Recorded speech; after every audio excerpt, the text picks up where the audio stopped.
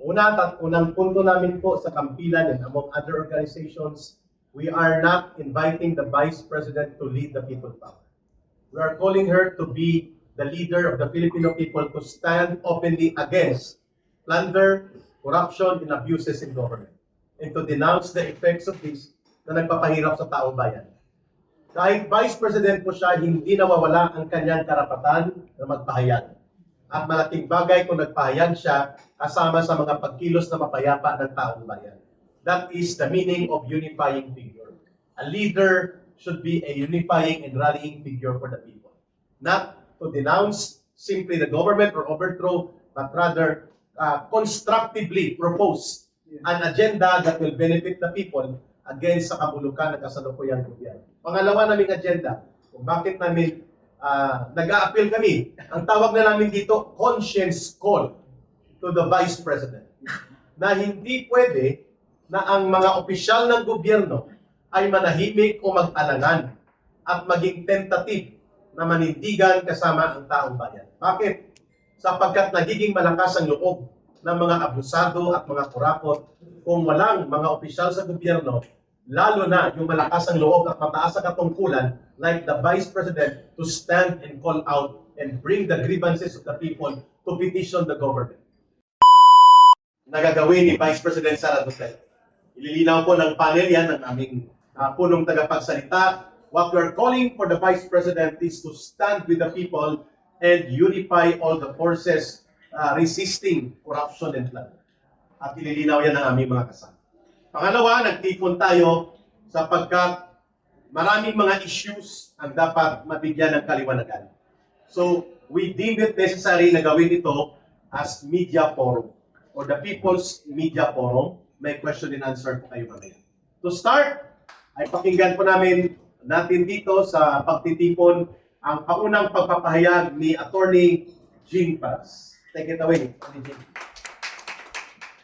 Maraming salamat po kay Eric Celis, ang ating spokesman at hindi lamang spokesman, tagapagsalita ng taong bayan. Thank you po. Laban sa korupsyon, laban sa undeclared martial law. Hirap na hirap ang ating mga kababayan dahil sobra ng opresyon, sobra ng walang kumpay na panghaharas sa ating mga kababayan na magsalita man lang, biglang kakasuhan na lang. So, andito po kami ngayon, ako bilang presidente ng Kampilan ng Mamamayang Pilipino, kasama ko si Tapay, si Atty. Manny Luna at mga iba pa namin magkasama na nag-represent ng iba-ibang parallel organizations na nasa umbrella po ng Kampilan. About 30 plus organizations. At kami po ay ilang taon na, maybe since 2023, na nananawagan sa gobyerno na magreforma. Hindi pa lang nabisto na masyado ang mga pinaggagawa ni Marcos at ang kanyang mga alipores tungkol sa korupsyon. Pero biglang siya mismo ang nananawagan na mahiya naman kayo. Sabi niya, we have 5,500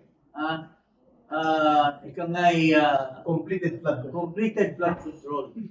Pero ang Diyos ay binabantayan lang siya, pinabuhos ng gusto yung ulan at nagkaroon ng bistado.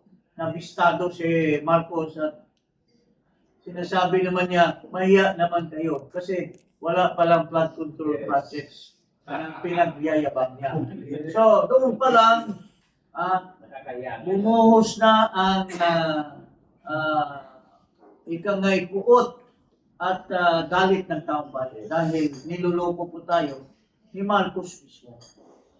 Pero sa tagal namin naghihikayat na imbestigahan ang mga kurakot, imbestigahan ang mga kalukuhan ng gobyerno, mga smuggling, importation of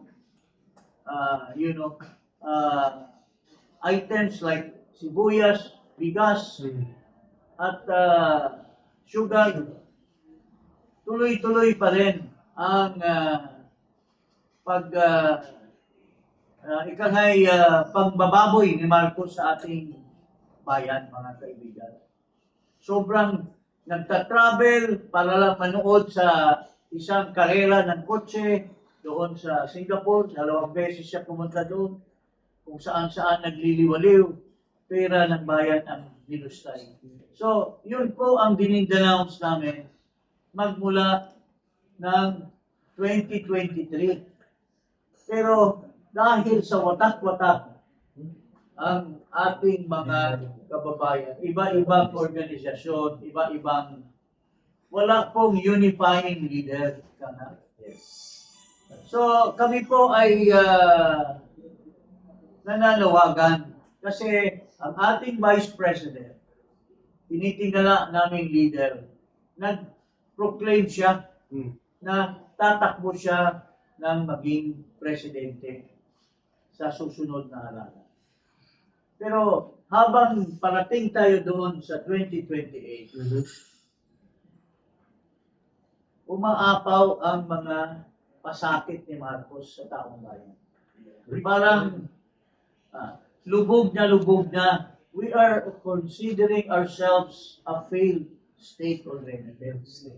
So, kailangan na po na ma-unify ang ating mga kababayan. Kung iba-ibang organization, wala pong mamumuno at walang magsisigaw at magsasabi na magsama-sama tayo. Kasi wala tayong tinitingala na leader sa isa-isa na makapag-unify. Nakita po namin na si Vice President Sara lang ang ating umbay, mga kababayan. Ang ating salbasyon, mga kababayan. So, nandito po kami sa pangalawang beses na manawagan muli kami. Although dininig ng ating Vice Presidente ang una nating panawagan, mukhang hindi niya masyadong nakuha yung puntos na sinasabi natin. Ito pong panawagan na mamuno siya, hindi po ito pabagsakin ang gobyerno. Yes. Hindi po ito panawagan ng people power na hinihikayat natin ang armed forces na bumitaw sa gobyerno. Ito po ay panawagan kay Vice President na tumayo siya sa isang foro at hikayatin niya ang lahat ng mga grupo na magsama-sama sa ilalim ng kanyang liderato. Yun po ang hiniling natin, mga kababayan. Madam Vice President, wala pong hinahangad tayong people power. We are not calling you to join forces with all the forces existing against Marcos na manawagan po tayo na bagsakin natin si Marcos. Nananawagan po tayo for so many years now, for so many months now, only to denounce, only to call for grievance of the things that Marcos is doing to our country. Yun lang po, at kailangan po ng leader. Kailangan po ang mamumuno doon sa ating panawagan. Kasi watak-watak po ang ating grupo. Alam natin, the bulk of the Filipino people, alam natin na may puot, may galit sa administrasyon ni Marcos. Pero hindi tayo makabuelo kung walang isang leader tulad mo, Madam Vice President. Nakita namin nung nasa Sarangani po kayo, kulang-kulang na lang yakapin ka ng taong bayan. So, doon po natin nakikita na ang taong bayan naghintay lang po sa iyo. Kailan po kayo lumabas sa hawla at pumunta ka sa kalye at doon po kami lahat sasama sa iyo at manawagan. Ito po huling panawagan. At si Ka Eric, sasagutin niya yung sinasabi ng mga ibang nakapaligid sa iyo na mali yung kanilang perception sa panawagan ng taong bayan na ikaw ang maglilid sa kanila ngayong panahon na ito. Yun. Maraming salamat. Palakpakan natin dito ang Presidente. Bigyan ko lang po ng linaw. Unang punto namin po sa Kampilan and among other organizations, we are not inviting the Vice President to lead the people power. We are calling her to be the leader of the Filipino people to stand openly against plunder, corruption, and abuses in government, and to denounce the effects of this na nagpapahirap sa taong bayan. Kahit Vice President po siya, hindi nawawala ang kanyang karapatan na magpahayag. At malaking bagay kung nagpahayag siya kasama sa mga pagkilos na mapayapa ng taong bayan. That is the meaning of unifying figure. A leader should be a unifying and rallying figure for the people. Not to denounce simply the government or overthrow, but rather constructively propose an agenda that will benefit the people against sa kabulukan ng kasalukuyang gobyerno. Pangalawa naming agenda, kung bakit namin nag-a-appeal kami, ang tawag na namin dito, conscience call to the Vice President. Na hindi pwede na ang mga opisyal ng gobyerno ay manahimik o mag-alangan at maging tentative na manindigan kasama ang taong bayan. Bakit?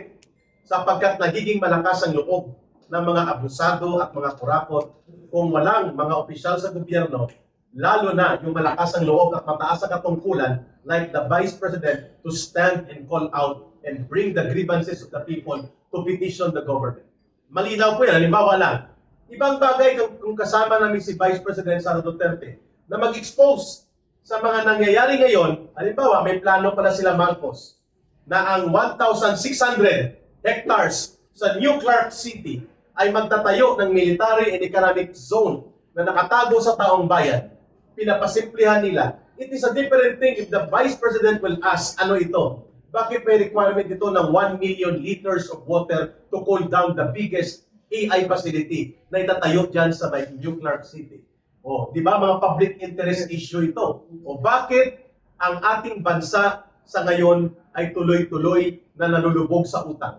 Tama, kay Rick. Yes, go ahead, Kung Jing. Tama yung sinasabi niya. Iba kung si Vice President ang mag-expose at kasama niya ang 50,000 people, Yes! 100,000 people at kasabay niya sa gilid niya at mananawagan sa mga sinasabi at mga ginagawa. Iba yun. Kaysa mag-isa lang siya, press release lang, kaysa siya mismo ang tatayo sa kalye. Yes! Yes! Siya mismo ang magsasabi at magdi-denounce katulad ng ang Senado ngayon ay tinake-over na ni Marcos. Oh, grabe. Oh. Sasabihin niya yun. Pero kasama niya ang Taong bayan. taong bayan sa katabi niya at i-denounce ito. Malaking bagay po yan, Madam Vice President. Kaysa nandyan ka lang sa isang lugar, sa opisina mo at nagpi-press release ka lang. I agree. Ibang usapan yun. Kung nandyan ka sa kalye, kasama mo ang mamamayang Pilipino at nagsisigawan na, Marcos, huwag mong gawin ito. Marcos, kabulastugan yung mga ginagawa mo. It's a different story, Madam Vice President. Ang tao ay uhaw na uhaw sa liderato mo. Ang taong bayan, hindi na sila mapakali. Pero hindi sila makabuelo sa kanilang gustong gawin, gustong i-denounce kasi walang liderato na tatayo para sa kanila. Kung Jing, lilinawin namin dito Okay. kay Pasa kay Tony Manilo. Okay. May mga nagsasabi doon sa gustong paligiran si Vice President Sara Duterte ng maling pananaw at maling interpretasyon na ipinapahamak daw namin ang Vice President at ipinapakulong namin siya o ipinapa-aresto kapag ito ang panawagan namin. Mali po yun. Una, ang isang leader ay dapat alam niya ang tamang paninindigan, hindi ang panunulso sa kanya. Pangalawa, paano siya aristuhin kung hindi naman siya nananawagan ng armadong pakikibaka? Hindi siya nananawagan ng kaguluhan. Hindi siya nananawagan ng violente na mga pagkilos, pagkos, lehitimo na issue, at ito ay mapayapang pagtitipon, public assembly, peaceful assembly. Paano siya aristuhin? And pangatlo, kung aaristuhin man siya at gagamitan siya ng dahas ang taong bayan ang magpoprotekta sa kanya. At kapag pilit siyang ikulong, mas mapapadali ang pagbangon ng taong bayan upang makita nila ang kaabusuhan that even the Vice President ay hindi ginagalang ang karapatan niya. So there is no leader that cannot take the risk for his or her people. Hindi natin siya pinapahamak. At kami nga, tayo nga, ay nagtataya tayo. Ang panawagan natin sa kay Vice President, ma'am, tumaya ka ng tama. Tumaya ka sa mapayapang pagkilos, pero bring the voices of your people on the streets, on the forum, and everywhere, and everything that you can do to bring enlightenment to the people and to bring the highlight of the issues sa buong mundo, malaking bagay dahil ikaw ay Vice President. Attorney Manila, May kasabihan po na great leaders emerge in time of crisis. This is the test of leadership. With all due respect to the Honorable Vice President, our beloved Vice President, and to all the people surrounding her, there is no such call for her to lead a people power. People power, if ever it comes, will come from the very people oppressed, abused, and victimized by massive plunder and corruption. correct. Because it is an action directly coming from the mass of inhabitants. The body politic, the sovereign Filipino people is the highest entity within the state. Kung sino man later on ang sasali sa people becomes its leader. But the real movers are the people themselves. We have seen that in EDSA 1, in EDSA 2. Yes. The call is only for the forces to be united. That's all. And we cannot blame the different parallel groups for doing so because she is our president in waiting. In waiting. Yeah. The vice president is the president in waiting. And Correct. therefore, in this great crisis that we are confronted with, this is her time to show us genuine leadership that is tested by the circumstances. Saan pa ba, kailan pa ba gagalaw tayo when all of us are already inside the jail, when all of us have nothing to eat, have nothing on the table? Di ba? So, hindi po ito panawagan for people power sa Vice President. Ito po ay panawagan to unify the forces because you are our second highest official elected by 32 plus million votes. You cannot blame the people for having that call because you were elected Vice President. Now, being an impeachable officer, she cannot be arrested. And because her statements are covered and guaranteed by freedom of speech or free speech and freedom of expression under the Constitution, besides her being an impeachable officer, she cannot be arrested. Subukan nila arrestuin. Tingnan natin kung anong basis nila. There is no basis at all because an impeachable officer, kaya pinaka-impeach siya ng mga kongresista na hindi naman sumunod sa konstitusyon at sa batas at sa kanilang rules dahil hindi nila matouch siya because she is an impeachable officer. So you see, Madam Vice President, we love you. We love our country and we follow you. Yes. Because you are the embodiment of the sentiments, the views, and the opinions of our people. Masyado na pong oppressed, abused, at biniktima ng maletagang ang ating mga mamayan. Ayaw nga nila ito ipaimbistigahan because they are trying to cover up. Kaya nga lalong nagalit ang mga taong bayan dahil dito. So, ito po ang aming explanation dyan. Para maklaro lang. Ayun. So, Thank you, Attorney Maniluna. Bibigyan natin ng other opening statement in media forum tayo. Parang reaksyon mula sa hanay ng iba't ibang sektor natin. Unahin po natin ang aming incoming na magiging chairman ng kampilan ng mamamayan sa buong bansa, boses ng mga taga Mindanao, si retired Colonel Cesar Pontaman. Sir, your reaction to this point? Representing of Mindanao. Mindanao voice.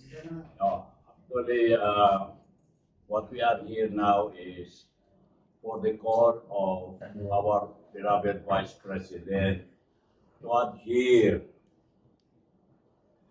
to the wishes of the Filipino people. Madam Vice President, we can no longer wait anymore for the pain, for the insult and embarrassment of the Filipino people as a nation, for the crimes, for the abuses of this administration, spirited by no other than the President, Bongbong Marcos Jr. If we may recall, the first time Bongbong Marcos came into public appearance, calling for the Filipino people to elect him for president, he promised before the people of this nation that babangon tayo muli. You have listened, Madam Vice President, to the promises uttered by no other than the President now, Bongbong Marcos Jr. It is now a beginning of calling the Filipino people for the accountability of Bongbong Marcos, for he had failed the Filipino people. Correct. He had failed the Filipino people in their economic life, in their integrity and dignity. Ano nangyayari ngayon sa bansa natin? Nakakaawa, Madam Vice President. Palagi kami nandoon sa kalsada, palagi kami umiikot sa buong bansa. Nararamdaman namin ang kahirapan ngayon. Nararamdaman namin ang adikain ng bawat Pilipino ngayon. Kinakailangan ka namin ngayon, Madam Vice President. If you can still recall, I've been with you during your campaign sorties all throughout the country with the aim in view of giving more importance to the development of our country. Laban sa korupsyon, laban sa droga, yung advocacy sa ating Tatay Digong. So here we are. This is just a matter of continuity of effort to have a good governance. Marcos had failed us. So in answer to that, Madam Vice President, we are calling you to stand, to answer this call. We can no longer wait. We have sacrificed a lot now. Kawawa ang taong bayan ngayon. Ikaw na lang ang pag-asa namin, Vice President. And I've been roaming all over the country. Yung parallel group ko, Sara, pag-asa ng masa. What does it mean? Dahil napapaiyak na ang taong bayan sa kahirapan. Everything is demilled now. Lahat ng institusyon sila, from judiciary, from Congress, from Senate, from all the department and agencies of the government, sirang-sira na. Lalo-lalo na ang integridad ng bawat mamayang Pilipino. Binulsa pa. So, Madam Vice President, we appeal before you. Not only this group is appealing before you to stand up, to lead and join us with this crusade to help this government attain its fruitful meaning of good governance, Palakpakan natin si Colonel Jun Tapay. Thank you po kay Colonel Tapay. Briefly, hingan po natin, pero before that, pakilala po namin si Cap Bungsang. Siya po ang pinuno ng mga riding community sa buong Quezon City. At sa Metro Manila din, kasama po sila ang mga friends at mga community organizations. Kasama po na rin sila. General Dauser, briefly, from the retired group from Parap and from Campilan sa Norte, Northern Luzon area. Please, General Dauser. Magandang umaga, mga kapwa ko Pilipino. Gusto ko lang susugan yung sinabi ni Kampara. Tinatawagan namin si VP Sara po, hindi para mag-revolusyon. Tinatawagan po namin siya para i-unite po ang lahat ng Pilipino. Para muling bumangon. Yung, ano nila ni Bongbong, babangon tayo. Pero yun nga, sabi ni Chairman ng Kampilan na he failed. Hindi sinupad ni nabudol tayo. Itong si Bongbong na niyurakan ng ating pagka-Pilipino. Ninakaw ang ating identity. Dahil ang Pilipino sa mata ng buong bansa ay isang respetado. Ngayon, ultimo masyado nang mababa ang Tayo kay Putin. Oo. Napahinga po tayo. Napaikot po tayo. Sana po, VP Sara, lumabas ka, katulad ng mga politiko noon. Very vocal sila na i-criticize ang gobyerno. Kahit pinakulong sila noon, manindigan po tayo. Pero ikaw hindi ka makukulong. Alam mo yan, abogado ka. Hindi ka makukulong. Because you are, sabi nga ni Atty., you are an impeachable officer. Once na pinakulong ka, dun gigising, mas lalong aalam na naman ang mga Pilipino. Yun lang po. Hinihiling po namin na ipagbuklod mo ang lahat ng Pilipino, maging oposisyon man yan o hindi. Magkaisa po tayo. Ikaw ang doon sa pangako ni Bongbong, ibangon mo, ikaw ang magbangon sa Pilipinas, sa Pilipino. Maraming salamat, General Retired Juanito Daos from the security sector. At ang panghuli namin po na magbibigay ng kanyang pananaw coming from the marginalized groups and sectors ng lipunan, si Brother Renz from the riding community all over the Philippines. Magandang umaga po sa ating lahat, sa mga pinamahal po nating mga media, vloggers, of course GMA, thank you po, nandito po kayo. Siguro po ang muli panawagan po namin for this second time around po, Madam VP, sana po samahan po ninyo kami, huwag po kayong magkaroon po ng agam-agam. Marahil siguro may mga sasabi po sa inyo ng mga hindi po magaganda na nagkakamali po yun.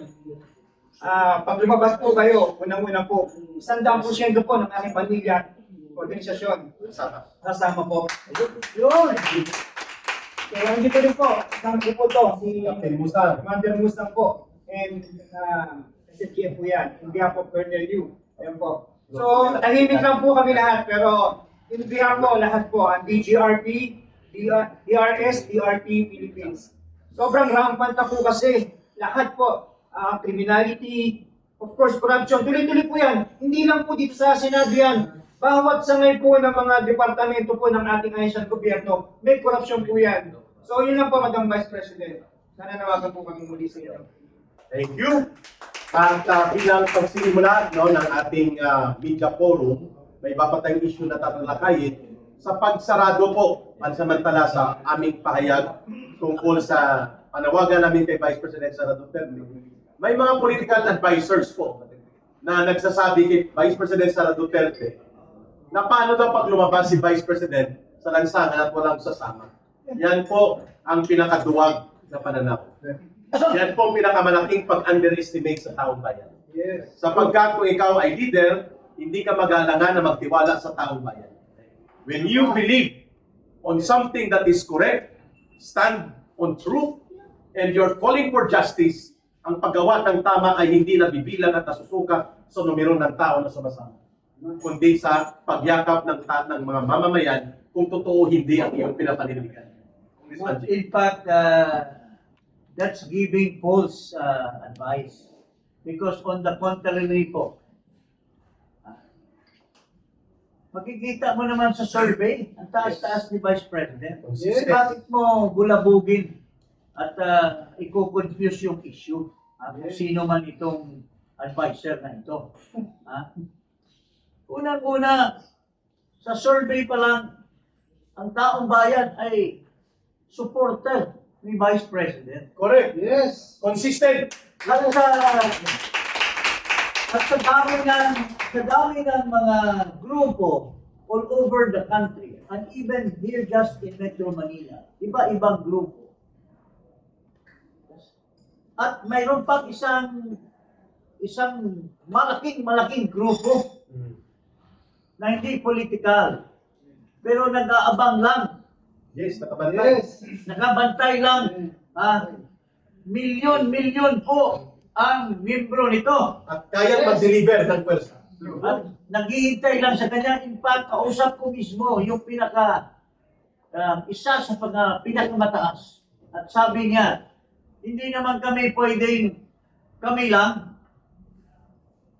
In fact, kausap na namin si VP at sinabi na namin sa kanya Yun. na kausapin mo na ang sambayanan kasi nandyan lang kami sa likod. Alam niyo na, ang ibig sabihin. Ako, galing sa bibig ito na pinakamataas na tao doon Sa grupo. sa grupo na yan, napakalaki na grupo. So, walang saysay yung sinasabi nitong sino yung advisor na yan na baka daw pupunta si VP at walang sasama. Walang tao. Baka sobra-sobra ang tao hindi magkasya sa buong EDSA. Correct! Bilang. Kaya wag yung bigyan ng false information ang ating Vice President. Correct. I agree. Thank you, Congressman Jing. May dadagdag si Attorney Maniluna ng Lawyers for Good Governance. And then open forum na po tayo at magsalo-salo tayo mamaya sa simpleng pagtitipon na ito. Right. Just to support further the theory and the explanation of former Congressman Jing Baras. I've attended 2 rallies of this big non-political group. Ang average na assemble nila ay umabot ng 2.5 billion. Hindi pa lahat tinawag yun. Just a warm-up, so to speak. I was there in 2 occasions. What more, kung tatawagin na ang full force nila to express yung kanilang sama ng loob sa gobyerno dahil talang beses sila nanawagan for good governance and for transparency and justice and accountability. Sinunod ba? Wala. Wala. Ang nangyari, cover up, grand cover up. Cover up pa. So, yung mga nag-advise ng ganon, you should review itong mga pangyayari, the political events prior to itong nangyari ngayon at makikita mo na because of the intensification of the efforts and lumabas na lalo yung mga kabulustugan, siguro 10 million will be a full crowd. Tama. Diba? All over the country. So, hinay-hinay lang po tayo. But sa aking grupo pala, meron kami na pinag-usapan with former Quezon City Councilor and my good friend Atty. Javier Hinto a few weeks ago that we will form a group, a lawyers group to be known as Lawyers for Good Governance Ganda. to help our people fight this grand, massive corruption and plunder of our economy and treasury. Yun. Para tumulong tayo sa mga institusyon na humina na nag-contribute dito sa failed state status na sinasabi natin. Kaya gusto natin isalba ito. And we will contribute good governance and to advise so that we will follow the law. We are not here to destroy government. We are here to put government in the right track. Dahil lumilihis na po siya sa kanyang tungkulin sa mamamayan. Maraming salamat po. Ano,